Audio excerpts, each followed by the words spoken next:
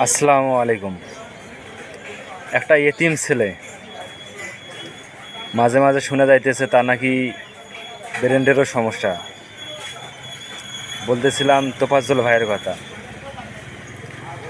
একটা মানুষ অন্যায় কাজ করতেই পারে, চুরি করতেই পারে, সে একটা অন্যায় কাজ করতেই পারে, তাকে এভাবে মারতে হবে?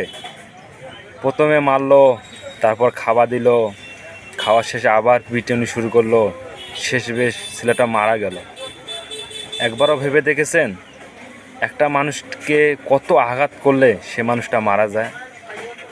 একবারও ভেবে দেখেছেন?